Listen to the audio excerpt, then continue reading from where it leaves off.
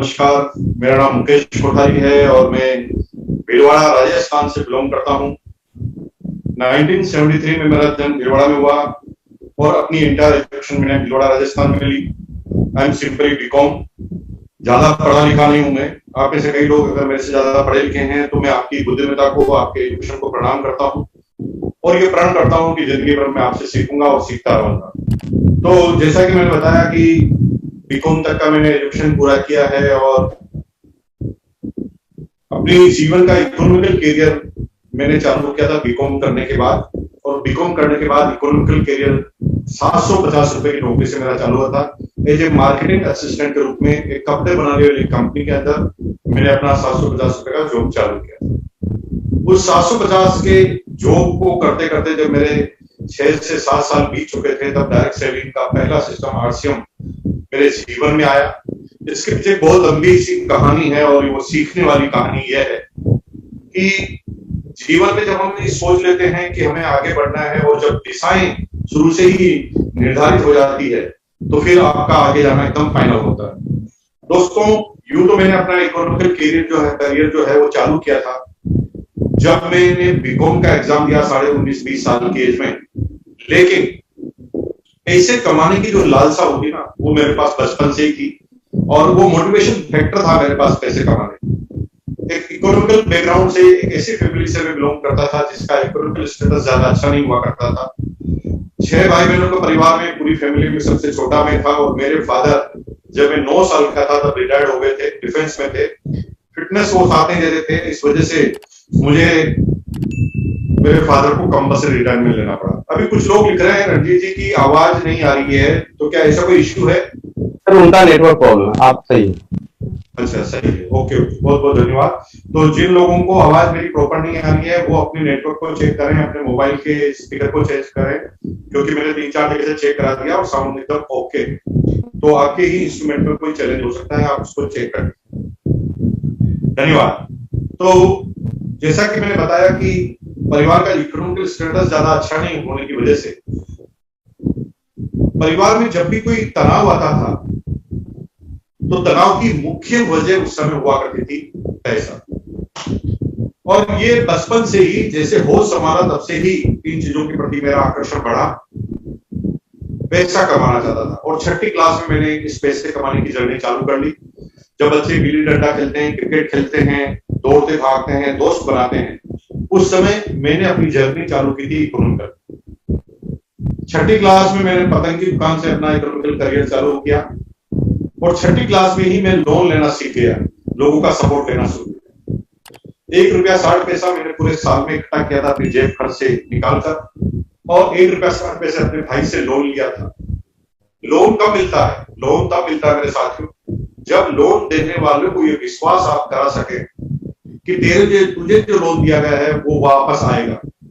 अगर लोन देने वाले को विश्वास है कि पैसा वापस आएगा तो लोन मिल जाता है, बाकी नहीं मिलता। चाहे वो बैंक हो, चाहे साहूकार हो, चाहे कोई आपका दोस्त ही क्यों ना हो, वो आपकी हेल्प तब करता है जब उसे वापस आने का पूरा विश्वास होता है।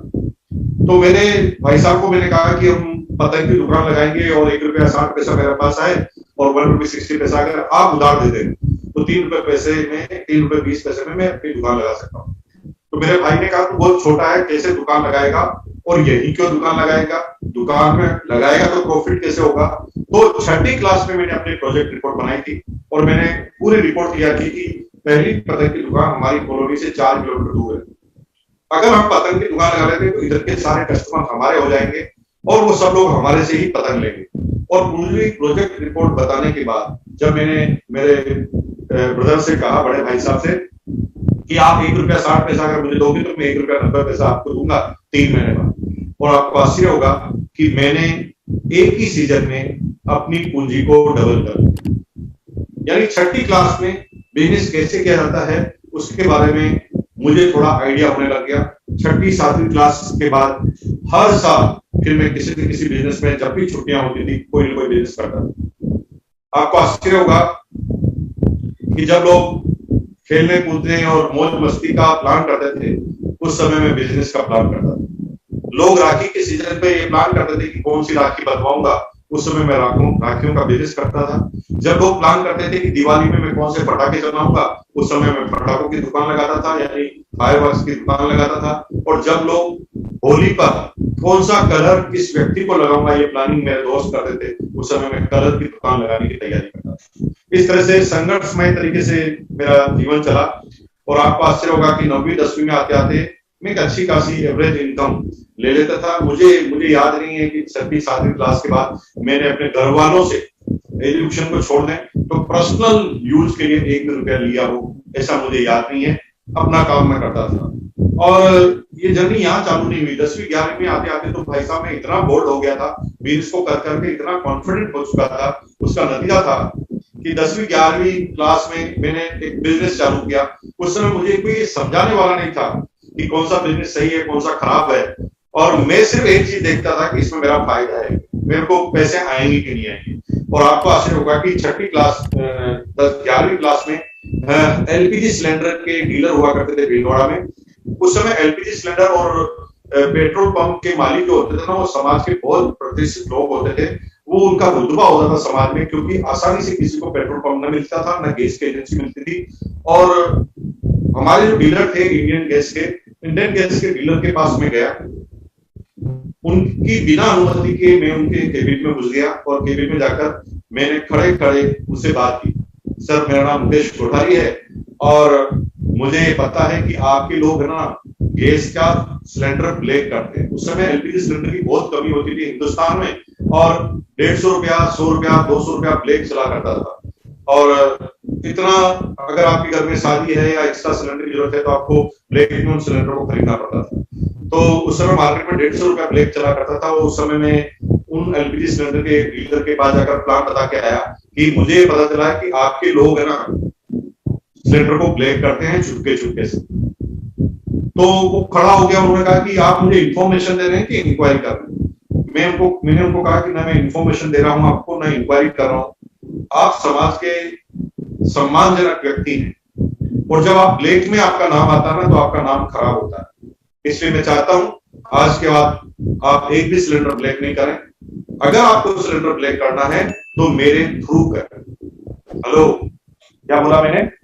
मेरे थ्रू करें। क्योंकि ये प्लान उनको इतना जबरदस्त समझ में आया कि ब्लैक में सिलेंडर पूरे भीलवाड़ा में मेरे थ्रू होने लगे। जब मैं 11वीं क्लास में था, 11वीं क्लास में था तब मैं एवरेज 1,500 रुपया महीने का कमा लेता था मेरे भाइयों। और उस समय मेरे टीचर की सैलरी भी लगभग इतनी हुआ करती थी। टीचर उस समय 998 रुपए बेसिक सैलरी थी, और जब मैंने 11वीं 12वीं में करता था तो उनसे ज्यादा इनकम मेरी हुआ करती थी। ये सब कुछ मेरे साथ था। लेकिन यहाँ सर म्यूट हो गया, सर म्यूट हो गया, सर अनम्यूट करें सर। सर म्यूट हो गया, सर म्यूट हो गया सर को सामने सर।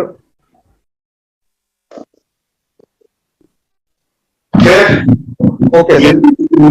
और बीकॉम होने के बाद एक प्राइवेट नौकरी से अपना करियर चालू किया बिना रिजल्ट का इंतजार।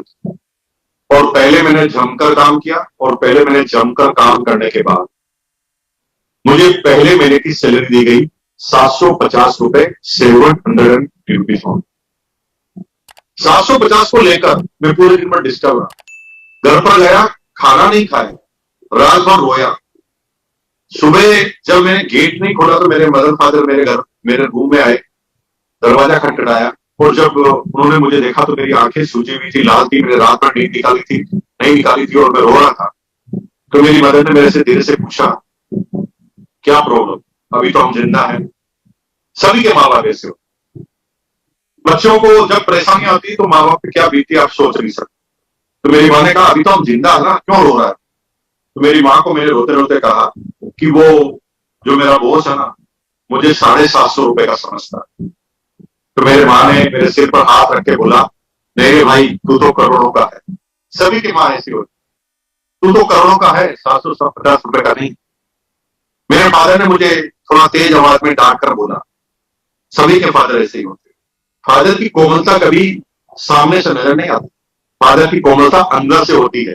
बाहर से वो थोड़ा कठोर दिखते हैं। और जब आप बड़े होते हैं, जब आपके बच्चे होते हैं ना, उस समय आपकी माँ से ज्यादा आपके पिताजी को याद करते हैं, उनकी डिसिप्लिन को आप याद करते हैं। अभी भी आप अपने बच्चों को ये उदाहरण देते हैं कि हमारे पिताजी तो इस तरह से डिसिप्लिन में रखते थे, तुम डिसिप्लिन में नहीं रहते। हमारे पिताजी से कहते थे कि इतनी बजे आपको घर में आना पड़ेगा, नहीं तो घर बंद हो जाएगा और तुम किसी भी समय आ रहे हो, किसी भी समय जा रहे हो। ऐसा हम लगातार करते हैं। तो मेरे फादर ने मुझे कहा कि अरे तेरी क्या पहली इनकम है जो हो रहा है, this is your first income, अभी तुम्हारा करियर चालू हुआ है। फर्क इस बात से नहीं पड़ता कि तुम्हारी इनकम अभी कहां है, कितनी है, फर्क इस बात से पड़ता है कि तुम्हें जाना कहां। तो मेरे भाइयों, ये लाइन में स्पेशली कोट करना चाहूंगा कि अभी आपकी क्या सिचुएशन है, इससे कोई फर्क नहीं पड़ता। फर्क इस बात से पड़ता है कि आपका लक्ष्य है कि नहीं है, जाना कहां है। उसका लक्ष्य अगर आपका जिंदा है ना, तो आप पहुंच जाएंगे। कंसिस्टेंसी के साथ आप काम करेंगे तो वहां तक पहुंच जाएंगे। खैर, 7-8 साल तक मैंने प्राइवेट जॉब किया और 7-8 साल तक प्राइवेट जॉब करने के बाद मेरी कंपनी में मेरे ही बॉस थे मिस्टर प्रहलाद राय, मैं सैल्यूट करता हूं, उनकी वजह से मैं इस बिजनेस में आया। आज मेरी वो अपलाइन भी हैं और मेरे बॉस उस समय हुआ करते थे। हिंदुस्तान के लगभग 90% टीम के आज मिस्टर प्रहलाद जी अपलाइन है। और मजे की बात है, वो यूनिक एजुकेशन सिस्टम के आज अभी प्रेजेंट के प्रेसिडेंट भी हैं और उनकी छत्र छाया में हम सीखने का क्रम जारी रख रहे हैं और उनकी लीडरशिप में हम सब लोग काम कर रहे हैं। मेरी कंपनी में प्लान बताया डायरेक्ट सेलिंग का और मुझे इनवाइट किया। अब ये कहानी मैं इसलिए आपको सुना रहा हूं, ये सारी स्टोरी मैं आपके सामने इसलिए रख रहा हूं कि यहां पर एक एक बिंदु ऐसा है जिससे आपको सीखने को मिले। अगर मेरा निर्माण हुआ है तो मेरी अपलाइनों की वजह से हुआ, और मेरी अपलाइन ने हर बात हर जगह मुझे एक एक पॉइंट पर सिखाया किस जगह तुम्हें करना क्या। तो मेरी अपलाइन ने मुझे पहली मीटिंग के लिए इन्वाइट किया और मुझे कहा रात को 8 बजे, मुकेश तुम्हारी हेल्प चाहिए। मैंने कहा क्या हेल्प चाहिए? कि भाई जो सैलरी है ना वो परवड़ती नहीं। मुझे बहुत खुशी हुई। हमारे अधीनस्थ हमारा जो कर्मचारी है, हमारा जो बॉस है, वो खुद ही कह रहा है कि उसकी जो सैलरी है वो पूरी नहीं पड़ती, नहीं परवड़ती। इसका मतलब हमारे पक्ष में कोई बात होने वाली। तो मैंने मेरी अपलाइन से कहा सर आप एकदम सही कह रहे हैं, हाँ मैं हाँ मिलाई कि सर हमें जो सैलरी मिलती है ना वो परवड़ती नहीं। तो मेरे बॉस ने कहा कि भाई मैं नौकरी के साथ साइड में बिजनेस करना चाहता हूं। मैं बहुत खुश हुआ क्योंकि मैंने अभी तक बॉस को बताया नहीं था कि मैं साइड में साइड बिजनेस करता था, क्योंकि मैं साइड में साइड नौकरी के साथ भी बिजनेस करता था। दोस्त, कंपनी मुझे कलकत्ता में भेजती थी ना, मैं कलकत्ता से कभी सीडी प्लेट लाकर भिलवाड़ा में भेज देता था, कभी हेनरी हिल की शर्ट लाकर भिलवाड़ा में भेज देता था, और जब भी मुझे कोई मौका मिलता था बेचने का मैं बेच देता था। और ये काम मैं लगातार करता जब मैं नौकरी के दौरान। तो मेरे बॉस ने कहा कि यार तू जैसे बिजनेस करता ना, तू जैसे बिजनेस करता, मैं एकदम चौंक गया, सर आप ये क्या बोल रहे हैं? तो मेरे बॉस ने कहा भाई तेरा बॉस हूं, तू क्या करता है मुझे पता है, लेकिन तूने मेरे काम को कभी डिस्टर्ब नहीं किया, इससे मुझे भी कोई प्रॉब्लम नहीं है। इसलिए मेरे को सिर्फ तुम्हारी हेल्प लगी। मैंने कहा क्या हेल्प लगेगी? तो उन्होंने कहा हेल्प ये लगेगी कि भाई मैं बिजनेस करना चाहता हूं, लेकिन मेरे फादर कोई बिजनेस में रहे नहीं है, मेरे पास बिजनेस का बैकग्राउंड नहीं है। तो प्लीज तुमने क्योंकि बिजनेस किया हुआ है इसलिए मुझे कौन सा बिजनेस करना है इसके बारे में राय दो। मेरे कुछ साथी मेरे को फोन पर बिजनेस बता रहे थे, लेकिन मैं समझ नहीं पाया, इसलिए मैंने सुबह 10 बजे मेरे घर पर बुला लिया है। इसलिए तुम सुबह 10 बजे मेरे घर पर आ जाओ और उनसे बिजनेस समझ लो, समझकर मुझे ये बता देना कि मुझे इस बिजनेस को करना है कि नहीं करना। दोस्तों, मुझे पहली बार इनवाइट किया गया एज ए एक्सपर्ट के रूप में। मुझे नहीं कहा गया कि तुम आरसीएम करना, तुम ज्वाइन कर लेना, तुम्हें मैं समझाना चाहता हूं। इसे कहते हैं द इन्विटेशन। इन्विटेशन एक बहुत बड़ा सब्जेक्ट है, इस पर पूरी किताब लिखी जा सकती है। इन्विटेशन का कोई एक सटीक रूल नहीं है कि ये करेंगे तो ये इन्विटेशन सही हो गया। इन्विटेशन एक साइंस है, वो हर व्यक्ति के साथ अलग अलग जगह पर बैठती। अगर एक ऐसी व्यक्ति को आप इन्वाइट कर रहे हैं जो आपसे उम्र में बड़ा है, या आपसे इनकम में बड़ा है, या आपसे नॉलेज में बड़ा है, उससे अगर आप कहेंगे सिखाने की बात तो उसका ईगो भड़क जाए।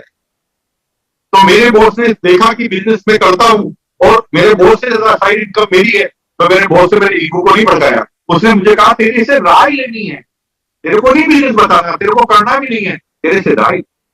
इसी तरह हर व्यक्ति को इनवाइट करने का तरीका होगा। जब आप सेमिनार में या काउंसलिंग मीटिंग में आप ले जाते हैं या फिर आप प्रेजेंटेशन या प्लान के अंदर आप ले जाते हैं, तो आपको अलग अलग तरीके से इन्विटेशन देना पड़ेगा। अगर एक लेडीज है तो लेडीज के सामने केवल पैसों की बात करोगे तो लेडीज इस बिजनेस में नहीं आएगी। लेडीज की ज्वलंत प्रॉब्लम है फ्रीडम। वो अपने घर में रहकर बच्चे को पालकर तंग आ चुकी है, उसे एक ऐसी चीज चाहिए जिससे आजादी मिल जाए। तो उन्हें आजादी पसंद आती है, लेकिन जिसकी कम इनकम है उन्हें इनकम पसंद आती है। एक गरीब आदमी को एक काम चलाओ इनकम पसंद आती है, लेकिन एक करोड़पति आदमी वो मान सम्मान के लिए इस बिजनेस में आएगा, वो पैसों के लिए नहीं आएगा। यहाँ पर हर व्यक्ति का अलग क्राइटेरिया है और आपको इस साइज को समझना पड़ेगा। जब किसी को आप इनवाइट करें तो आपका तरीका होना चाहिए कि किस व्यक्ति को आप इनवाइट कर रहे हैं, उसके हिसाब से आपको अपनी डायलॉग को सेट करना पड़ेगा, उसके हिसाब से आपको बोलना पड़ेगा। तो मेरी अपलाइन ने मुझे कहा सुबह 10 बजे आ जाना और तुम समझकर मुझे बता देना कि मुझे इस बिजनेस को करना है कि नहीं करना। और साथ में 3 बातें होंगी। देखिए, एक अपलाइन कैसे महान बनती है जो मैं आपको बताता हूं। मेरी अपलाइन ने मुझे 3 बातें और बोली। पहला, ए भाई टाइम का जरूर ध्यान रखना, 10 बजे ही आना। क्यों? क्योंकि मेरे जीवन का मामला है। अगर तू छूट गया तो समझेगा नहीं, और समझेगा नहीं तो राय नहीं दे पाएगा। इसलिए टाइम पर 10 बजे आ जाना। बातों बातों में उन्होंने मुझे बता दिया कि लेट नहीं हो। दूसरा बोला, पेन डायरी जरूर लेते हुए आना, क्योंकि तुझे नोट भी तो करना पड़ेगा। अगर तेरा कुछ छूट गया तो जीवन तो मेरा बर्बाद हो जाएगा ना। तो पेन डायरी के लिए भी बोल दिया और बोला, ए भाई आगे आगे आकर बैठना ताकि ढंग से समझ में आए। 3 बातों से मेरा कमिटमेंट कराया और मैं तीनों बातें इसलिए मान गया क्योंकि वो मुझे नहीं कह रहे थे, वो मुझे नहीं कह रहे थे कि तुझे प्लान देखना, वो कह रहे थे कि तुझे प्लान समझकर मुझे बता। और मैं आगे जाकर चुपचाप बैठ गया और बताने लगा, देखने लगा। और मुझे कुछ समझ भी नहीं आ रहा माजरा। पहली बार डायरेक्ट सेलिंग के बिजनेस में या मीटिंग में कोई नया आदमी आता तो उसे कुछ समझ में नहीं आता। अगर उसको कुछ भी नहीं बताओ तो समझ में नहीं आता। अगर थोड़ा माइंड प्रिपेयर किसी का है तो ठीक है, वो टिक जाएगा। लेकिन नया आदमी उछलता है स्प्रिंग की तरह, बार बार वो सोचता है कर क्या रहे हैं, क्या करना चाहते हैं, मुझे बताना क्या चाहते हैं। और हुआ ये कि एक आदमी राजस्थान में अगस्त का महीना, टेम्परेचर 48 डिग्री, एक आदमी आया टाई और सूट पहनकर। मैं वहां परेशान हो गया। उस समय गूगल वगैरह होता नहीं था, मोबाइल नहीं होता था। अगर गूगल होता तो मैं फटाफट टाइप करके पूछ लेता, गूगल बता ऐसे कौन से प्रदेश के आदमी हैं जिनको गर्मी में सर्दी लगती है और इन्होंने गर्मी में सूट क्यों पहन रखा है। ये बात समझ में नहीं आई मेरे को। तो मैंने पड़ोसी को गोली मार के धीरे से कहा कि भाई साहब क्या आप बता सकते हैं कि इन लोगों ने सूट क्यों पहन रखा है। तो मेरा पड़ोसी भी शायद नया था, वो मुझे कहता यार मैं भी 15 मिनट से यही सोच रहा हूँ। तो हम दोनों मुस्कुरा गए। और जब हमारे जैसा आदमी हमें मिलता है तो बहुत खुशी हो। आप लंदन में जाते हो, जब इंडिया का आदमी लंदन में मिल जाता है ना आपको, तो आपको बड़ी खुशी होती है कि मेरे गांव का आदमी मुझे मिला है ना। उस समय इंडिया के किसी भी प्रदेश का आदमी है आपको प्यारा लगेगा क्योंकि आप लंदन में। उसी तरह जब आप किसी से पूछते हैं ना, हेलो हाउ आर यू, क्या हालचाल है आपके, और सामने वाला हाथ मिलाकर कहता है बस ठीक है, चल रही है, कट रही है, अगर वो ऐसा बोलता है तो आपके चेहरे पर बिल्कुल मुस्कुराहट आती है। क्यों मुस्कुराहट आती है? क्योंकि आपको जब वो बोलता है ना मेरी कट रही है, तो आप सोचते हैं ये तो मेरा भाई है, इसकी भी कट रही है और मेरी भी कट रही है, और आपको खुशी होना चालू हो जाती है। क्योंकि जब हमारे जैसा आदमी हमें मिलता है तो हमें बहुत खुशी होती है। तभी तो हमारे गुरु मिलते हैं और तभी तो दोस्ती पक्की होती है। अब चुपचाप घेरा में देखता रहा, दूसरा आदमी कार्टून आया, उसने भी सूट पहन रखा और सूट पहनकर आते ही बोलता है ताली बजाओ, ताली बजाओ। मैंने कहा यार मैं क्यों ताली बजाऊं, और भगवान कसम मैंने ताली नहीं बजाई। और आप भी अगर मेरी बात पर ताली नहीं बजा रहे हैं, कसम खुदा की खाकर कहता हूं आप मेरी जगह पर आने वाले, मेरी जगह पर आएंगे। क्योंकि ताली नहीं बजाना, मैंने ताली नहीं बजाई तो मैं आगे यहाँ पर, आप ताली नहीं बजाएंगे तो आप भी वही पर आ जाए। तो ताली बजाना कोई कामयाबी का राज नहीं हो सकता। तो मैंने ताली नहीं बजाई। फिर वो थोड़ी देर में थका के चला गया। फिर तीसरा कार्टून आया, उसने भी सूट पहन रखा। वो कहता है भाई साहब ये कंपनी अभी चालू हुई है, 2 दिन हुए हैं, लेकिन ये व्यक्ति जो है इसने इतना काम किया, इसको इस महीने 500 रुपए का चेक आने वाला है। उस समय चेक आता था, उस समय ऑनलाइन ट्रांसफर की सिस्टम नहीं था इंडिया में। चेक आने वाला है इसको 500 रुपए का चेक नकारने वाला है, बजाओ ताली। मुझे गुस्सा आया, मैंने कहा 500 का चेक इसको आने वाला है और ताली मैं बजाऊंगा। अरे 500 का चेक इसको आने वाला है तो इसकी बीवी बजाएगी ताली, इसकी माँ बजाएगी ताली, इसका बाप बजाएगा ताली, इसके लोग बजाएंगे ताली, इसके 500 आने पे मैं क्यों ताली बजाऊं? और आम आदमी इस तरह से ताली नहीं बजाता। जब भी वो बैठता है मीटिंग सेमिनार में, ऐसे ताली नहीं बजाता, उसके मन में बहुत सारी गड़बड़ चल रही होती है और उसी हिसाब से उस बात को देखता। और भाई साहब मैंने ताली नहीं बजाई। लेकिन चौथे नंबर पे एक कार्टून आया, वो कहता, दोस्तों, भाई और बहनों, मैं अब आपके सामने बुलाने जा रहा हूं दुनिया के सबसे बड़े कार्टून को, सबसे लास्ट। मैं चुपचाप खड़ा हो गया। मैंने कहा शायद यही सब कुछ समझाए जिसे मैं कार्टून कह रहा हूं ना। आज मेरे वो धर्म गुरु हैं, भगवान है, ईश्वर है, अल्लाह है।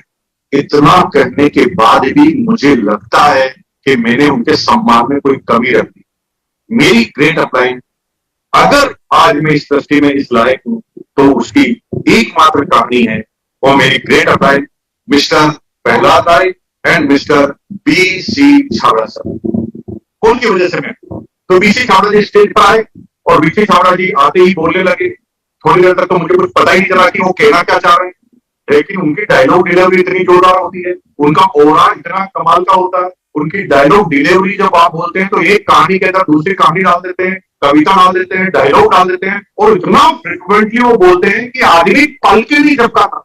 और भाई साहब थोड़ी देर बाद तो मैं भूल ही गया कि आया क्यों। बाहर में गया बिजनेस, मैं तो उस व्यक्ति को देखने लगा और वो बहुत अच्छे अच्छे चुटकुले सुना रहा है, बहुत अच्छे अच्छे किस्से सुना रहा है, कहानी सुना रहा है। और भाई साहब मैं तो थोड़ी देर बाद भूल गया कि मैं यहाँ आया क्यों हूं और मैं तो किरदार में खो गया। किरदार में खोना किसे कहते हैं? किरदार में खोना उसे कहते हैं जब आप मेंटली वहां पर बैठे हुए नहीं है, मेंटली कहीं चले जाते हैं और फिजिकली एक जगह पर बैठ जाते हैं। जैसे किरदार में खोना किसे कहते हैं? हमारी कुछ बहनें हैं जब फिल्म देखने जाती है तो इमोशनल हो जाती है और बहनें ना फिल्मों में रोना चालू कर देती है, वो किरदार में घुस जाती है, वो ये भूल जाती है कि फिल्म चल रही है। उसी तरह से मैं भी किरदार में खो गया, मैं भूल ही गया कि मैं आया क्यों। और भाई साहब मैं तो उछल उछल के ताली बजाने लगा, सीटियां बजाने लगा, तेज चिल्लाने लगा, कुछ समझ में नहीं आ रहा। अब होता क्या था कि मैं जब तेज चिल्लाता था, सीटी बजाता था, चालू ताली बजाता था, तो मेरा बॉस एक सेकंड बाद मुझे देखकर मुस्कुरा। अब मुझे ये समझ में नहीं आ रहा कि मेरे एक सेकंड बाद इसको क्यों बात समझ में आ रही, मेरे साथ साथ क्यों समझ में नहीं आ रही। फिर बाद में पता चला कि ये इसलिए मुस्कुरा रहा है क्योंकि मेरा कंफर्म हो गया कि मुझे भी समझ में आ गया। जब आप मीटिंग में जाते हो, आपका आदमी जब मुस्कुराता है तो आपको खुशी होती है कि नहीं होती, है ना? सही बताओ, खुशी होती है कि नहीं होती? वो आपका आदमी अगर मुस्कुरा रहा है तो आप क्या सोचते हैं? मेरा काम हो गया है ना, ये समझ गया। तो मैं मुस्कुराया तो मेरा बॉस मुस्कुरा रहा। और थोड़ी देर बाद सेमिनार खत्म हो गई। सेमिनार खत्म हो गई तब मुझे याद आया, अरे बाप रे, मुझे तो लिखना था और मैंने तो एक लाइन भी नहीं लिखी कि करना क्या है बिजनेस में। अब मेरा बॉस मेरे पास आएगा और मेरे से पूछेगा करना है कि नहीं करना, बता। तो मैं क्या बताऊंगा? मेरे को तो खुद को पता नहीं कि क्या करना है क्या नहीं करना। तो मैंने कहा यार भाई साहब पिन छुड़ाना पड़ेगा। मैंने अपनी डायरी पकड़ी और चुपके से अपने स्कूटर की तरफ भागा। मैंने कहा चुपचाप बैठ जाऊंगा, कल का जो होगा कल देखेंगे, कल ऑफिस में मिलेंगे तब देखेंगे। लेकिन आपको जो लेके आया ना, उसकी आंखें यानी ये दोनों कैमरे केवल आप ही के ऊपर होते हैं। आप ही जब किसी नए आदमी को लेकर आते हैं ना, तो आप बार बार बारीक निगाह से देखते हैं, चुपके चुपके से देखते हैं कि इसके अंदर क्या चल रहा है, इसके अंदर क्या परिवर्तन आ रहा है। तो मैं स्कूटर की तरफ भागा तो मेरा बॉस मेरे पीछे पीछे आ गया। अब मैं एकदम डर गया, मुझे लगा कि अब ये पूछेगा क्या करना है कि नहीं करना, लेकिन उसने ऐसा पूछा ही नहीं। उसने तो क्या पूछा है, कैसा लगा? आपको भी ऐसे ही पूछेंगे और आप भी ऐसे ही पूछते हैं जो नए आते हैं, कैसा लगा? मैं शांत होकर मैंने कहा सर बहुत अच्छा लगा, बढ़िया काम था। तो उसने रिकन्फर्म किया, वास्तव में अच्छा लगा? मैंने कहा यस सर बहुत अच्छा लगा मुझे। तो कहा ठीक है, सी यू मॉर्निंग, मिलते हैं कल ऑफिस में। अगले दिन मैं ऑफिस में गया। ऑफिस में घुसते ही गेट के पर क्या बोलता मुझे कि सर आपकी केबिन में जाने से पहले बॉस से मिलना, बॉस को आपको याद किया बॉस ने। बॉस के केबिन में गया, बॉस ने मुझे पानी पिलाया, मुझे सिट डाउन था। ऐसा बॉस ने मेरे 8 साल के करियर में पहली बार बोला, सिट डाउन और पानी पिलाया। ऐसा तो मेरे साथ कभी हुआ ही नहीं था। मुझे बड़ा आश्चर्य लग रहा था कि मेरा बॉस मेरे साथ ऐसा क्या कर रहा है। मैं चुपचाप जाकर मिल गया। मेरे बॉस ने फिर धीरे से बोला, कल मजा आया ना? मैंने कहा सर बहुत मजा आया। एक बार ये कंफर्म किया, वास्तव में मजा आया ना? मैंने कहा हाँ सर, झूठ तो नहीं बोल रहा, वास्तव में मजा आया। तो उसने क्या किया, अपनी सीट के नीचे से एक बैग निकाला और मेरे सामने रख दिया। उस समय इस बिजनेस को ज्वाइन करने के लिए एक किट को परचेज करना पड़ता। Kit kit kit. अभी डायरेक्ट सेलिंग के रूल्स के मुताबिक डायरेक्ट सेलिंग की किसी भी कंपनी को ज्वाइन करने के लिए आपको एक फूटी कोड़ी खर्च नहीं करनी पड़ती। लेकिन जब मैंने इस बिजनेस को चालू किया उस समय एक 1260 रुपए की किट आती थी, उसमें 3 जोड़ी कपड़े आते थे, 3 पैंट पीस, 3 शर्ट पीस। उस समय इस बिजनेस में उस किट को खरीदना कंपलसरी हुआ करता था और उन्होंने मेरे सामने किट रख दी। मैंने सोचा अगस्त का महीना है, अक्टूबर में दिवाली आने वाली है, शायद बहुत दिवाली का गिफ्ट एडवांस में दे रहे होंगे। तो मैंने थोड़ी सी जिप को खोला और देखा अंदर कपड़े थे। मैंने कहा जरूर ये गिफ्ट होंगे। तो मेरे बॉस को कहा, बॉस थैंक यू, धन्यवाद। तो बॉस ने कहा धन्यवाद नहीं बेटा, 1260 रुपए चाहिए। मेरा दिमाग खराब हो गया। मैंने कहा 1260? मैंने कहा 1260 रुपए क्यों? बोला कल मजा आया था ना। कल मजा अगर आया है तो ये 1260 रुपए में तुम्हें परचेज करना पड़ेगा। यही तो बिजनेस बता रहा था मैं। और मैं बहाने बनाने लगा। मैंने कहा सर, मैंने कहा अंतिम समय चल रहा है, हमारी जेब में 1260 रुपए थोड़ी है। तो मेरा बॉस मुझे कहता है मुझे पता। इसे कहते हैं परफेक्ट तैयारी। मैंने बॉस को धीरे से कहा, बॉस 1260 रुपए लास्ट दिनों में कहां मिलते हैं? तो बॉस ने कहा मुझे पता, जितने भी कर्मचारी है ना, सारे जितने भी कर्मचारी है वो सारे कर्मचारी की 1 से 7 निकलती है खुशी खुशी। 1 से 7 क्या निकलती है? खुशी खुशी। 7 से 14 निकलती है राजी खुशी। 14 से 21 निकलती है कसाकसी और 21 से 28 पाका कसी निकलती है। सारे कर्मचारियों का यही हाल है। किसी भी कर्मचारी का हाल दूसरा नहीं है। सारे एंड में आते आते सारी चीजें 1 तारीख पे जाने लगती है। बीबी अगर 27 तारीख को कुछ बोल दे कि ये चीज चाहिए तो हम बीबी को क्या बोलते हैं? 1 तारीख को दिलाएं। वापस हर कर्मचारी की 1 तारीख पर बात चले जाती। तो मेरे बॉस ने मुझे कहा मुझे पता है, इसलिए मैं पेपर लेके आया हूं, तू इस तरह साइन कर, तेरी जब सैलरी आएगी ना ऑटोमेटिक 1260 रुपए कट कर मेरे अकाउंट में आ जाएंगे। तो उन्होंने मुझे साइन करने के लिए कहा और पेन हाथ में दे दिया। पेन हाथ में देते ही मैं 2 मिनट सोचने लगा, साइन करूं कि नहीं करूं। तो भगवान ने एक गुण मेरे अंदर दिया, एनालिसिस करना मुझे आता है कि किस चीज को करूंगा, क्या डिलीवरी करूंगा तो कैसा शॉट मेरे ऊपर वापस आएगा। ये भगवान ने बचपन से एनालिसिस करने का तरीका मुझे दिया।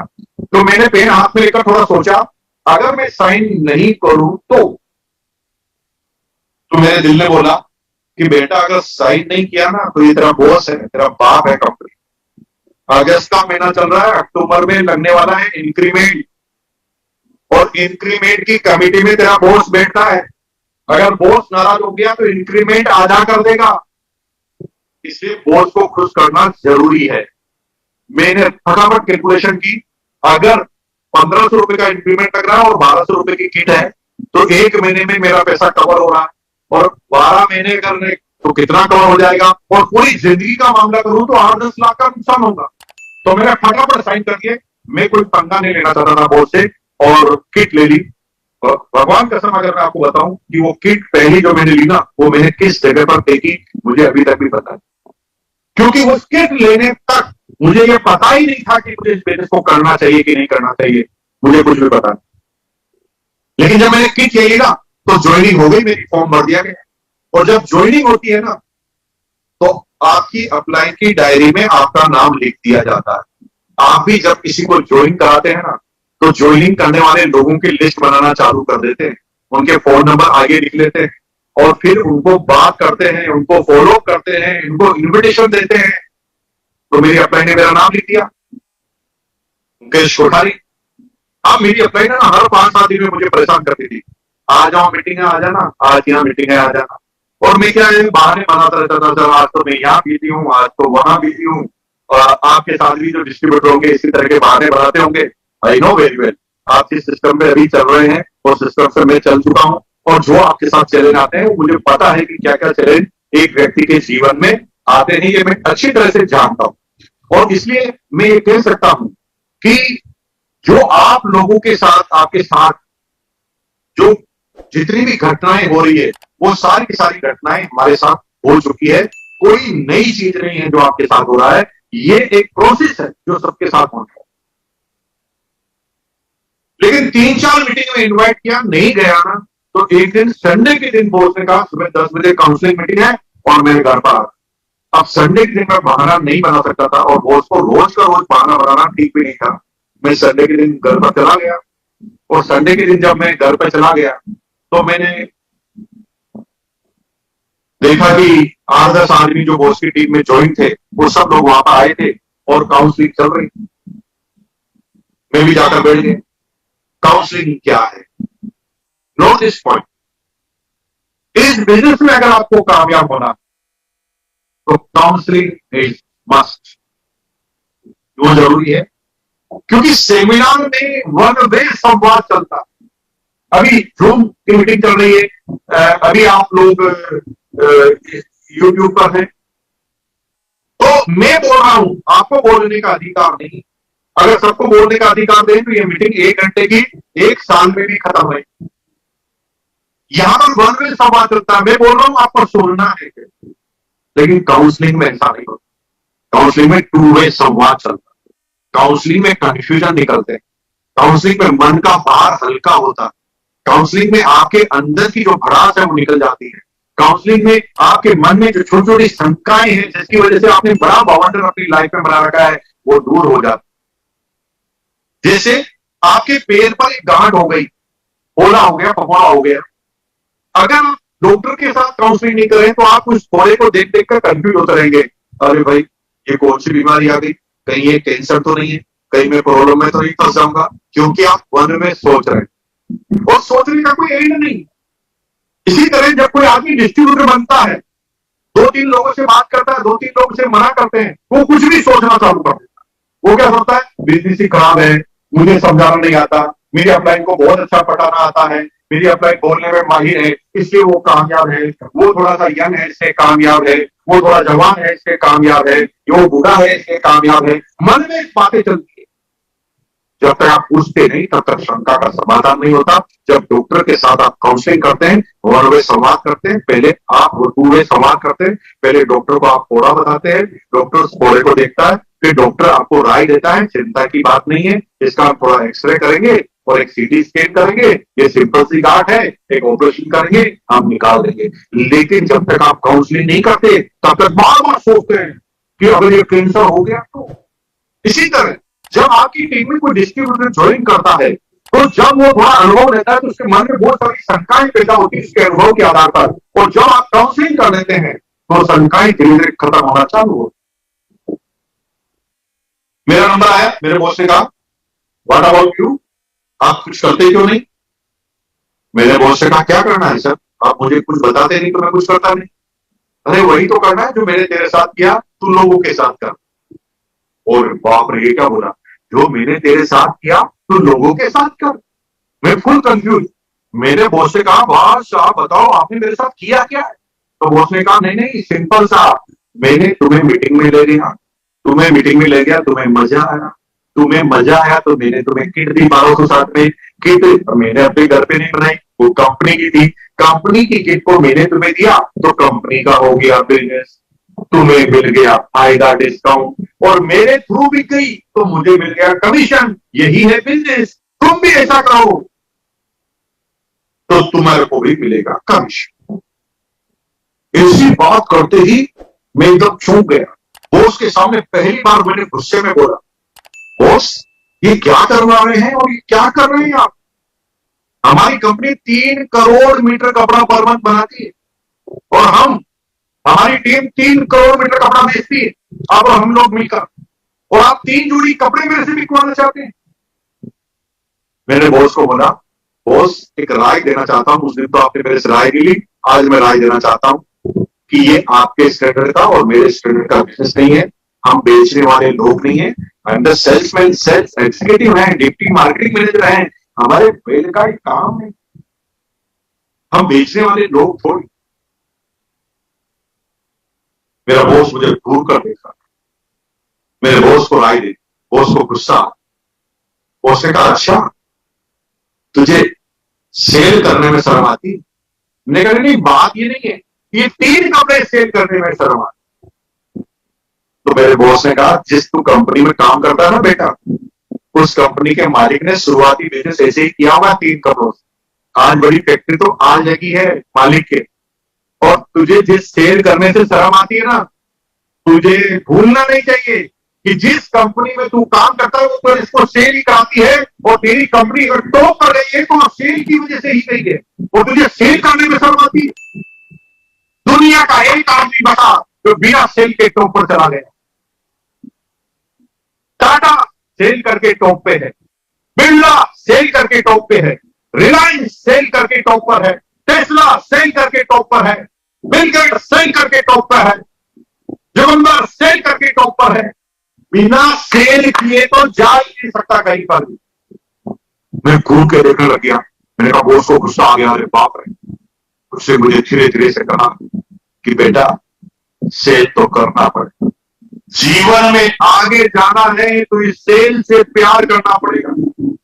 जब मैं छोटा था तब मेरे को, जब मैं नौकरी करता था तो मैं जिस भी सिटी में जाता था एक ही चीज देखता था, यहां ऐसी कौन सी चीज है जो मेरे फिर वाले में नहीं है, सारा यहां से ले जाऊंगा और सेल कर दूंगा। सेल करने से कभी शर्म नहीं है। यहां पर बहुत सारे हमारे साथी बैठे होंगे जो नौकरी करते होंगे सरकारी, 60-70 हजार रुपये मिलते होंगे, बिजनेस करते होंगे, उन्हें सेल करने से प्रॉब्लम। मेरे भाई सेल का कोई पर्याय ही नहीं, सेल किए बगैर तो आप टॉप पे जा ही नहीं सकते। सेल का मतलब सामान सेल करने से नहीं है, सेल का मतलब अपनी आइडियोलॉजी से आप अगर सामने वाले को कन्विंस कर लेते हैं, सेल इज डन। सेल अगर केवल सामान की ही होती है तो फिर LIC वाले क्या बेचते? अगर सेल अगर सामान की होती है तो हवाई जहाज वाले क्या बेचते? सेल अगर सामान की होती है तो ट्रेन वाले क्या बेचते हैं? ट्रेन बेचते हैं क्या तुम्हारे को? वो तो सेवा ही बेचते हैं ना। जब तुम जयपुर से रवाना होकर दिल्ली जाते हो ना, तो जयपुर में आप ट्रेन में बैठते हैं और दिल्ली में छोड़ देते हैं, दिया कुछ नहीं, सर्विस दी है आप। तो सेल का मतलब सामान बेचना नहीं होता, सेल करना तो पड़ेगा, बिना सेल किए टॉप पे कोई गया। नेता क्या करता है? नेता भी तो सेल करता है। वो क्या करता है? अपनी आइडिया सेल करता है, अपनी होप को सेल करता है। नरेंद्र मोदी ने क्या बोला कि भाइयों और बहनों, मुझे गुजरात का आपने जब चीफ मिनिस्टर बनाया था, मैंने गुजरात की रोडें ये कर दी, मैंने वहां पर ये कर दिया, बिजली के प्लांट लगा दिए, पर कैपिटा इनकम कर दी, उद्योग को बढ़ा दिया और रोजगार दे दिए, ये कर दिया वो कर दिया। अगर तुमने भारत का प्रधानमंत्री मुझे बना दिया तो मैं भारत को यही कर दूंगा। और आप कन्विंस हो गए, सैनिक प्लान आपने वोट दे दिया और वो प्रधानमंत्री बन। जब आप अपनी आइडियोलॉजी से कन्विंस करते हैं तो ही वो सेल कंप्लीट हो जाती है। सेल के बिना तो न नेता टॉप पर जा सकता है, न अभिनेता टॉप पर जा सकता है, न कोई भी LIC टॉप पर, इंश्योरेंस टॉप पर जा सकता है। सेल तो करना पड़ेगा। अगर आप सेल करने के लिए तैयार हैं तो मैं 15 मिनट आपसे बात करूंगा और ऐसी बात करूंगा जो आपके जीवन को 360 डिग्री एंगल से घुमा देगी और 100% आपकी गारंटी है आपकी प्रोग्रेस हो जाएगी। लेकिन मुझे वादा करना पड़ेगा। वादा क्या करना पड़ेगा? कि हम तैयार हैं, आज के बाद हम सेल से नहीं डरेंगे और सेल से घबराएंगे नहीं। अगर मेरी बात से सहमत है तो अपने कान के पास ऐसा हाथ कीजिए और मैं स्क्रीन में सबको देख लेता हूं और उसके बाद आपसे बात करूंगा। सभी लोगों को इसे हाथ करना है, कान के पास हाथ करना है। मैं देख रहा हूं, मैं जब तक सार को देखूंगा नहीं तब तक बात नहीं करूंगा। कान के पास इस धन्यवाद, धन्यवाद, बहुत बहुत धन्यवाद कि आपने मेरी बात का मान रखा।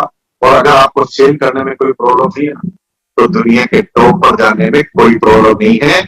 500 रुपए के बॉन्ड पर मुकेश कोठारी क्लिक करने से जिसको सेल से प्यार हो गया वो जीवन में किसी भी क्षेत्र में जा सकता है, कहीं पर भी जा सकता है। जिसको सेल से प्यार हो गया वो जीवन में टॉप का व्यक्ति बनेगा, चाहे वो किसी भी क्षेत्र में। मैं सिर्फ किसी प्रोडक्ट के सेल की बात नहीं कर रहा हूं। सेल से जिसको प्यार है वो टॉप पर जा ही नहीं जाएगा, उसे कोई होगा। फिर उन्होंने मुझे धीरू भाई अंबानी की कहानी सुनाई। धीरू भाई अंबानी की कहानी थोड़ी लंबी है, मैं शॉर्ट में करके बताता हूं। धीरू भाई अंबानी 12 साल में थे तब पाकिस्तान इंडिया का बंटवारा हुआ, वो इंडिया में आ गए, गुजरात के अंदर कच्छ में।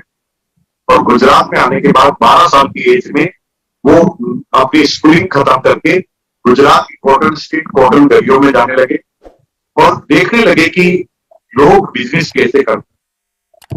2 साल तक वो लगातार गए। जब वो स्टूडेंट थे, बच्चे क्रिकेट खेलने जाते थे, वो बिजनेसमैनों के पास जाते और ये पता लगाते थे कि ये करते क्या। 2 साल में उन्होंने पता लगा लिया कि कॉटन कितने तरह की होती है, ए ग्रेड की कॉटन कहां मिलती है, बी ग्रेड की कॉटन कहां उगती है, सी ग्रेड की क्या काम आती है, बी ग्रेड की क्या काम आती है, किस ग्रेड की कॉटन की क्या रेट चलती है और मार्केट में किस व्यक्ति के पास कौन सी कॉटन पड़ती है। और 2 साल में उन्होंने ब्रोकरेज का बिजनेस चालू कर दिया। जब 14-15 साल के थे तब पैसा कमाना चालू कर दिया। साउथ अफ्रीका में British petroleum, BP, British petroleum petrol pump लगाना चाहती थी। वहां एजुकेशन कमी थी, उन्हें पढ़े लिखे हिसाब किताब करने वाले आदमी चाहिए थे और साउथ अफ्रीका चले गए क्योंकि इंडिया से 10 गुना सैलरी उनको मिल रही थी। और वो 2 साल वहां पर काम करके वापस आए, पैसा कमा के आए। पैसा कमा के आने के बाद उन्होंने वो नहीं किया जो आप करते। 90% लोग जब पैसा कमाते हैं तो वो क्या करते हैं, इन्वेस्ट नहीं करते, वो खर्च करते। और बिजनेस का नेचर है कि अगर आपने शुरुआत में बिजनेस किया और अगर आप रोज के 1000 रुपए कमा रहे हैं तो आपको 100 रुपया ही निकालना है जीवन के लिए। 900 रुपए बिजनेस का इन्वेस्टमेंट को करना है, तब बिजनेस बड़ा होगा। रोज 1000 रुपए कमा रहे हैं और 1000 आप बाहर निकाल देंगे, बिजनेस कभी बड़ा नहीं होगा। हमारे साथ भी यही रूल लागू। 3000 का चेक आया, हमने सबसे पहले एक शर्ट और पैंट खरीदी। अरे मेरे भाई, ये 3000 खर्च करने के लिए नहीं आए हैं, सीखने के लिए आए हैं। सीखने में इन्वेस्ट होना चाहिए। अगर 3000 का चेक आया होता और 200 रुपए की आपने बुक खरीदी होती पढ़ने के लिए, तो मुझे लगता कि आपने इन्वेस्ट किया है।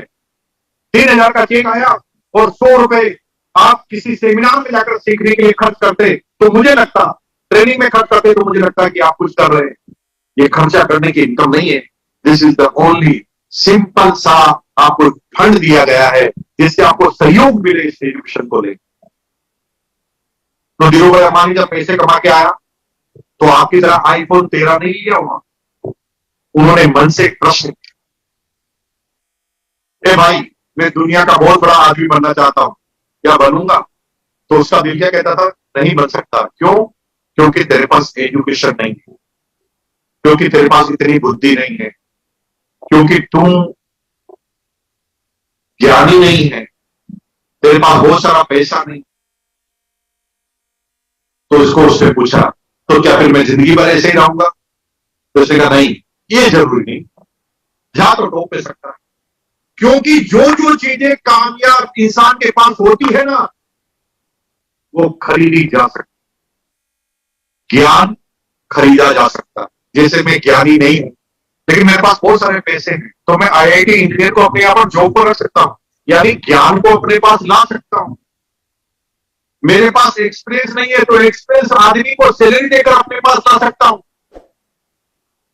लेकिन एक चीज नहीं ला सकता, दैट इज कॉल्ड विजन, दूरदृष्टि।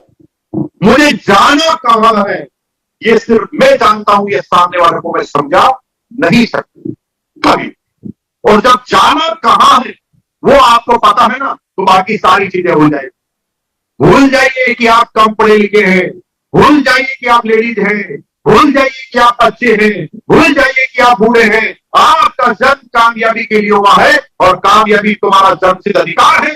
कामयाबी तुम लेकर आओगे। तुम्हारे भाई को, पिताजी को, माँ को, ब्रदर को विश्वास है कि नहीं है? मुकेश कोठारी को विश्वास है कि तुम आजादी के लिए पैदा हुए हो और तुम्हें आर्थिक आजादी मिलकर रहेगी। सिर्फ विजन बड़ा रखना, क्योंकि दुनिया में नौकर दिमाग लगा सकते हैं, दुनिया में नौकर राय दे सकते हैं, लेकिन दुनिया में नौकर सोच नहीं सकते। सोच आपके पास। आगरा का ताजमहल कारीगरों ने बनाया था, लेकिन सोच उस व्यक्ति की थी जिसने आगरा के ताजमहल का सपना अपने दिमाग में देखा। कुतुब मीनार बनाई कारीगरों ने थी, लेकिन कारीगरों का नाम कोई जानता तक नहीं। नाम उसका जानता था जिसकी सोच थी कि मुझे दुनिया की सबसे बड़ी मीनार बनानी। आपको कहां जाना है, यू हैव टू डिसाइड। दुनिया क्या कहती है, जाए भाड़े में दुनिया। आपका अगर विजन क्लियर है ना, मुझे कहां जाना है, तो दुनिया की कोई ताकत तुम्हें वहां पर जाने से रोक नहीं सकती। मुकेश कोठारी वादा करता है, आपने सोच लिया मुझे जाना है, आप जाएं, क्योंकि विजन देख आप सकते हैं। विजन तुम्हारी नौकर, तुम्हारी डाउनलिंग तुम्हारा विजन नहीं देख सकती। विजन आप अपना खुद देख सकते।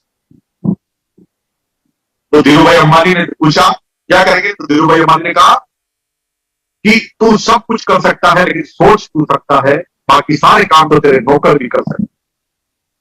तो धीरू भाई अंबानी की जब सैलरी 500 रुपए थी ना, तब उन्होंने 5,000 रुपए का मैनेजर रखा। कौन सा मैनेजर? जो उससे ज्यादा पढ़ा लिखा था, उससे ज्यादा अनुभवी था, उससे ज्यादा उम्र में भी अनुभवी था। उसको नौकर को रखकर धीरू भाई अंबानी विजन कहते थे, मुझे बड़ा बिजनेस करना है, कैसे करूंगा तू बता।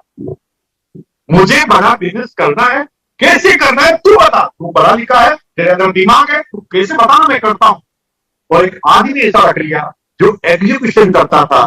धीरू भाई अंबानी सोचता था, और देखते ही देखते धीरू भाई अंबानी कॉटन इंडस्ट्रीज के किंग बन गए।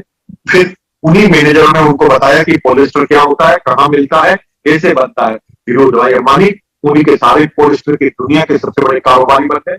और फिर धीरू भाई अंबानी जब पेट्रोलियम में गए, उस समय तो पेट्रोलियम का नामो निशान पता नहीं था। उन्हीं के कर्मचारियों ने उन्हें बताया कि आने वाले समय में स्कोप पेट्रोल का है, दुनिया की सबसे बड़ी रिफाइनरी लगाते हैं। और उन दिमागदार लोगों के सारे विजन देखा, और धीरू भाई अंबानी ने आज इतनी बड़ी रिफाइनरी खड़ी की।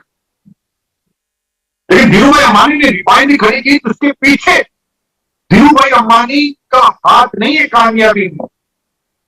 धीरू भाई अंबानी अगर कामयाब है तो उनके नेटवर्क का हाथ। धीरू भाई अंबानी पेट्रोल पंप खोलकर खुद पेट्रोल भरते ना तो कामयाब नहीं होते। उन्होंने नेटवर्क बनाया, 10,000 पेट्रोल पंप का नेटवर्क बनाया। 10,000 लोग 24 घंटे जब जब भी कोई पेट्रोल बेचते हैं, तो धीरू भाई अंबानी को इनकम देने से कोई दुनिया के दाल रोक नहीं सकता। धीरू भाई अंबानी सो भी रहे ना, तो इनकम धीरू भाई अंबानी के पास आएगी, क्योंकि नेटवर्क उसके लिए काम कर। सही कह रहा हूं, नहीं कह रहा हूं, बताइए। जब नेटवर्क काम करता है तो फिर दुनिया की कोई ताकत रोक नहीं सकती आपका काम। देखते देखते 10,000 लोगों को नेटवर्क। लेकिन इस सिस्टम का माइनस पॉइंट यह था कि धीरू भाई अंबानी एक बना। धीरू भाई अंबानी सिर्फ एक बना। थोड़ा सोचो कि धीरू भाई अंबानी के पास अगर आपने पेट्रोल पंप लिया और आपको धीरू भाई अंबानी से बिना पूछे पेट्रोल पंप खुलवाने की अनुमति होती, तो आप भी धीरू भाई अंबानी बनते कि नहीं बनते? आप भी धीरू भाई अंबानी बनते। लेकिन उस ट्रेडिशनल सिस्टम में एक व्यक्ति को फायदा हो। थोड़ा सोचो कि आरसीएम बिजनेस में पेट्रोल पंप है, और आपको पेट्रोल पंप मैंने दिया, और आपको भी अधिकार मिल जाए कि आगे पेट्रोल पंप दे दें, और जिसको भी पेट्रोल पंप दिया उसको भी अधिकार मिल जाए आप पेट्रोल पंप दे दें, तो मजा आएगा कि नहीं आएगा? आएगा। यही है आरसीएम बिजनेस। नमकीन बनाती है आरसीएम बिजनेस, अनलिमिटेड डिस्ट्रीब्यूटरशिप देती है आपको। आप खाइए, आप बेचिए और आप बिचवाइए। क्या वही सिस्टम नहीं है? और दुनिया में कोई भी आदमी अभी इसकी बनता। एक छोटी सी कहानी से मैं अपनी बात को एंड करूं। इस कहानी को समझने सारा काम हो गया। द पैराबल ऑफ पाइपलाइन एक बुक है, उस बुक पे उस किताब में एक गांव में दो बच्चे 18 साल के हो गए।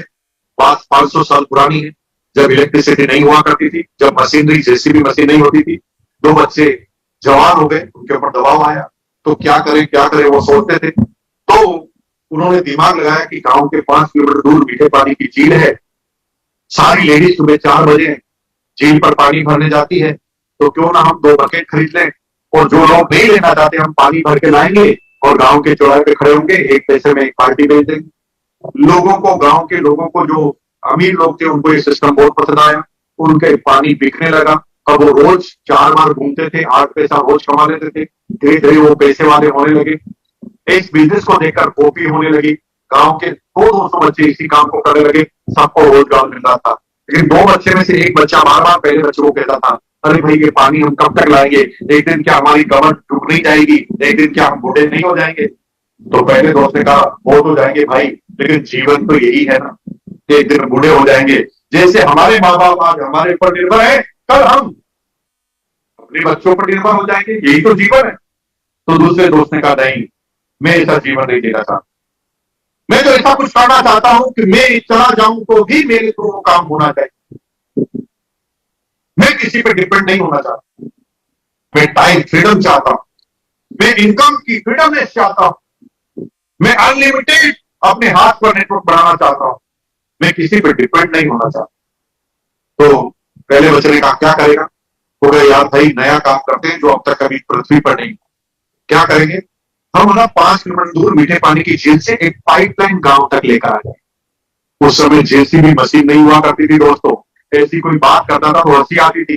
जैसे आज के 100 साल पहले कोई आदमी ये कहता कि अमेरिका में मैच होगा और तुम्हें इंडिया में दिखाएंगे तो हंसी आती थी, उसी तरह उसके ऊपर भी गांव वाले हंसने लगे, दोस्त हंसने लगे, लेकिन उसने बात रख ली कि मैं 8 पैसे की जगह अब 4 पैसा ही कमाऊंगा, 8 पैसे की जगह 4 पैसा ही कमाऊंगा, क्योंकि पेट भरना जरूरी है, यानी पार्ट टाइम में कोई दूसरा काम करूंगा, लेकिन रोज 4 पैसे का इन्वेस्ट करूंगा और पाइपलाइन खोल दूंगा। गांव वाले लोगों ने बहुत हंसी उड़ाई, लेकिन उससे काम जारी लगा। अब वो लगातार पाइपलाइन खोदता था, बार बार पाइपलाइन खोदता था, और बार बार कभी धूल आंधी आती, पाइपलाइन भर जाती, कभी बाढ़ आती, पाइपलाइन बंद हो जाती। आपके साथ भी ऐसा ही होता है, आप भी कभी किसी को डिस्ट्रीब्यूटर को ज्वाइन कराते हैं लेकिन वो काम नहीं करता। कभी कभी ऐसा होता है कि कुछ चिढ़ने वाले लोग होते हैं जीवन में, आप पाइपलाइन रात को खोल के जाते हैं और सुबह वो पेड़ से धंसा देता है उसको। आपके साथ भी ऐसा होता है, जब आप किसी को ज्वाइन कराते हैं और दूसरी कंपनी का लोग आकर उसे फिर दूसरी कंपनी को ज्वाइन करा देते हैं। जो आपके साथ हो रहा है वो उसके साथ भी होता, सेम टू सेम, कुछ भी अंतर नहीं, जो सेम हो रहा है। लेकिन उसने कर्म जारी रखा, 1 साल तक उसने पाइपलाइन खोली और वो 1 किलोमीटर की पाइपलाइन खोल चुका था 2 साल में। जब 1 किलोमीटर की पाइपलाइन कंसिस्टेंसी के साथ किया तो खुल गई, जैसे आप रोटी में पहुंचते हुए वैसे वहां तक आ गया। जब पाइपलाइन खुल गई तो गांव में 2 तरह के विचार हुए।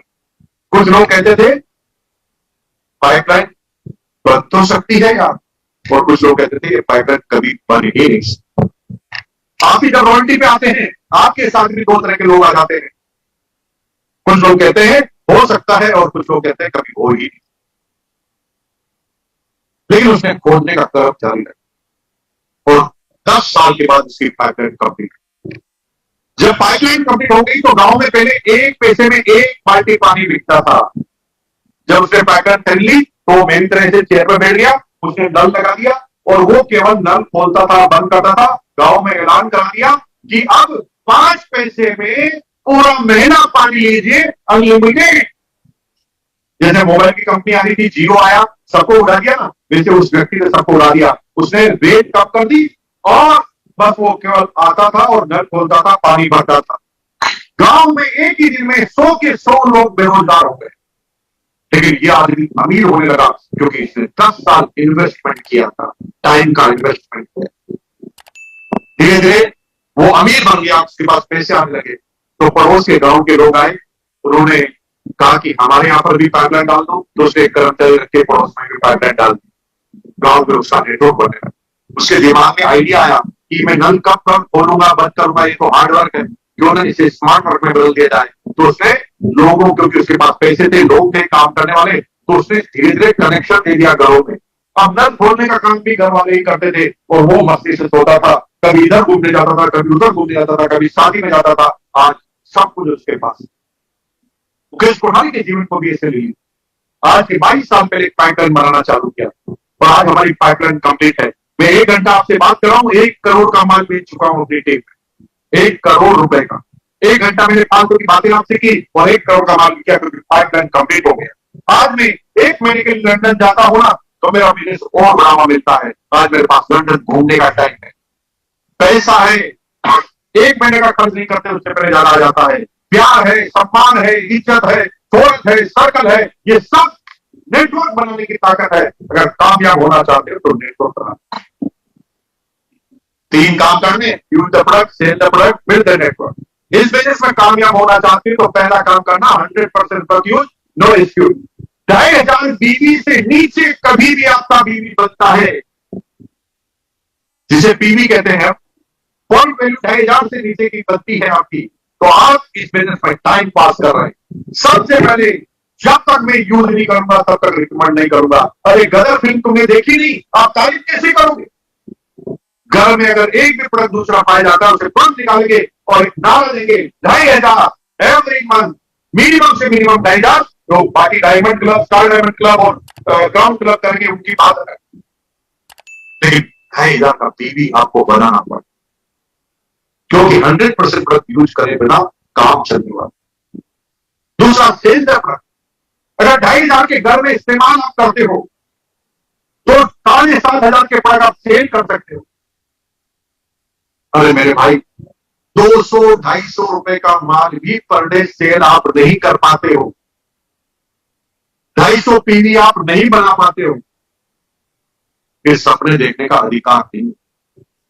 दुनिया में जो भी अमीर बना है वो सेल की वजह से। अगर आप सेल नहीं कर पाते तो फिर आपको सपने देखने का अधिकार थे ही। Third is build.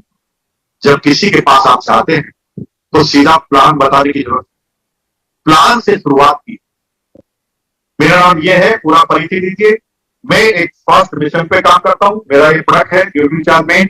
अगर अभी जो प्रॉब्लम है पूरी दुनिया में, ये प्रॉब्लम चल रही है, यहाँ अगर पूरी गाइडेंस के साथ पूरी बुक होनी चाहिए, पूरी किताब आपके पास होनी चाहिए, पूरी प्रेजेंटेशन बुक। हाँ, मेरे पास कहां पर क्या है, पूरी प्रेजेंटेशन बुक रखने के बाद अगर वो प्रोडक्ट के बारे में बात करता है तो आपको प्रोडक्ट सेल करना है। लेकिन अगर वो कॉमर्शियल बात करता है कि आपको कितना फायदा है, इसमें कितना कमीशन मिल जाता है, तुरंत उसको प्लान की तरफ मोड़ देते हैं। हर व्यक्ति को प्लान दिखाना जरूरी नहीं। हम क्या करते हैं, हर व्यक्ति को प्लान दिखा देते हैं, इसकी वजह से वो खरीदने वाला भी बंद कर देते। अरे इसके नेचर में बेचना है ही नहीं, खरीद रहा है तो आपसे खरीदने नहीं। हर आदमी थोड़ी बिजनेस के लिए पैदा हुआ है। सृष्टि, सारे लोग अगर बिजनेस के लिए पैदा होते तो सृष्टि चलती नहीं। सरकारी कार्यालय में कौन आदमी हो और आपके बिजनेस में नौकर कौन हो? हर आदमी की सोच अलग अलग तरीका। और अगर ये काम आपने करा दिए, आपका काम हो जाए। ऐसे ऐसे यूनिक प्रोडक्ट है आरसी बिजनेस के पास, आप सोच नहीं सकते। हम कीसोल की मीटिंग में गए थे और पहली बार ये समझा कि कीसोल एक मिशन है। अगर हाइजीन को लेकर आप बात करें, हम क्या मानते थे कि लेडीज की जो प्रोडक्ट है वो लेडीज ही बेचेगी। अरे भाई, ऐसा कभी हुआ है क्या? आपके गांव में जो लेडीज के आइटम बेचने वाला लेडीज होता है क्या? लेडीज के प्रोडक्ट बेचने वाले 99% आदमी होते हैं 2,500 रुपए की परचेजिंग कर, 5,000 की परचेजिंग 3 महीने में करके आप किसी क्लब, पिंक क्वीन क्लब को आप ज्वाइन करा सकते हैं। निर्भय और निर्द्रा में आप आ सकते हैं। ANCC कोर्स होता है, एडवांस न्यूट्रिशन काउंसलिंग कोर्स, उसको कर आप अपने आप को डिग्री होल्डर बना सकते हैं, आप अपने आप को सर्टिफिकेट होल्डर बना सकते हैं, जिसमें आप किसी को न्यूट्रिशन देंगे तो आप बोलेंगे सर मैंने एडवांस न्यूट्रिशन काउंसलिंग कोर्स किया है, उसकी रजिस्ट्रेशन इस महीने लास्ट है, उसका रजिस्ट्रेशन कराएंगे। जब ANCC करेंगे तो कितने प्रोडक्ट आपके बढ़ेंगे आपको पता नहीं चलता। गुड डोर जैसे यूनिक प्रोडक्ट आपके पास है जो पूरे वर्ल्ड में किसी डायरेक्ट सेलिंग कंपनी के पास है। हरी संजीवनी जैसे प्रोडक्ट, क्या कहना है। लेकिन मैं जिस प्रोडक्ट से बहुत ज्यादा प्रभावित हूं वो gamma original, the father of nutrient.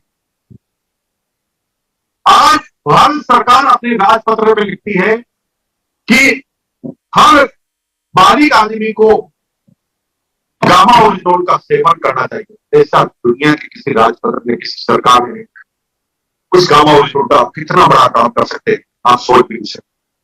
तो मेरे भाइयों, सीखने का कोई एंड नहीं है। सीखते रहोगे तो जीतते रहोगे, पढ़ते रहोगे, आगे बढ़ते रहोगे। और इसी तरह से आप लगातार सीखने का क्रम जारी रखना। डायरेक्ट सेलिंग ही एक ऐसा माध्यम है जो आपको आर्थिक स्थिति से मजबूत कर सकता है, जो आपको टाइम की फ्रीडम दे सकता है, जो आपको प्यार, सम्मान, इज्जत, दौलत, शोहरत दे सकता है, बिना किसी बैकग्राउंड, बिना किसी रिजर्वेशन के। यहाँ पर एक सीट नहीं है। कलेक्टर आपकी सिटी में आपको बनना है तो एक ही सीट है। यहाँ पर कितने भी स्टाफ भी एक सिटी में आप बना सकते। यहाँ पर किसी एक चीज की लिमिटेशन है ही नहीं जो डायरेक्ट सेलिंग में आरसीएम है। और आरसीएम मतलब आरसीएम का कोई तोड़ नहीं है। Indian rate, Indian culture, Indian mentality, Indian rate के प्रोडक्ट, इंडियन कल्चर के प्रोडक्ट, इंडियन मेंटलिटी के प्रोडक्ट। पूरी दुनिया में कोई डायरेक्ट सेलिंग कंपनी नहीं है जो आरसीएम जैसे प्रोडक्ट आरसीएम एक इस रेट में लेकर आ सके। जैसे आप ऐसे प्रोडक्ट कह सकते हैं वैल्यू फॉर मनी। दुनिया की किसी डायरेक्ट सेलिंग कंपनी के पास सारे आदमी, आम आदमी नहीं खरीद सकते। आरसी मिनिस्ट्री पूरी दुनिया की एकमात्र ऐसी कंपनी है जिसको गरीब से गरीब आदमी और अमीर से अमीर आदमी कर सकता है। और ऐसा खजाना, ऐसा डायमंड आपके हाथ में आ चुका है, और उसे भी अगर आप नहीं समझेंगे तो बहुत बड़ा चैलेंज आपकी लाइफ में आ सकता है। आपके बच्चे आपको कहेंगे, दादाजी आरसीएम करने को मिल रहा था, आपने आरसीएम नहीं किया, क्यों हमारा जीवन आपने नरक बना दिया। काश उस समय अगर आपने आरसीएम ज्वाइन कर लिया होता तो आज हम कहां पर होते। लेकिन मुझे पता है आप में से कोई भी आदमी ऐसा नहीं है जो ऐसा कुछ करेगा, और आप 101% आगे की तरफ जाएंगे, बढ़ेंगे। मैं आपको बहुत बहुत शुभकामनाएं देता हूं कि आपने मुझे बहुत ध्यान से सुना। 5 मिनट में थोड़ा लेट, 5 मिनट मेरा टॉपिक ज्यादा हो गया, उसके लिए मैं क्षमा चाहता हूं, क्योंकि बात के फ्लो में शायद मैं देखना भूल गया घड़ी की तरफ। लेकिन मैं बहुत बहुत शुभकामनाएं देता हूं कि आप आगे बढ़ेंगे। यूनिक एजुकेशन सिस्टम के यूट्यूब चैनल पर बेसिक कोर कार्डिनल को आप जरूर सुने, और साथ में यूनिक एजुकेशन सिस्टम में जो हर शनिवार को सेमिनार आती है इसको आप जरूर ऐड करें। जितना मैं शेड्यूल बना हुआ है न्यूट्री चार्ज का, गामा ओरिजिनल का, हरी संजीवनी का, गुड डॉट के, सारे शेड्यूल को फॉलो करें और आप लगातार सीखते रहें। पिंक क्वीन क्लब में आप ज्वाइन हो जाएं, और निश्चित रूप से आप इस बिजनेस में कामयाबी के लिए पैदा हुए हैं, और आप कामयाबी आपका जल्द से जल्द है। बहुत बहुत धन्यवाद आपको कि आप मुझे पैसे जोड़ा।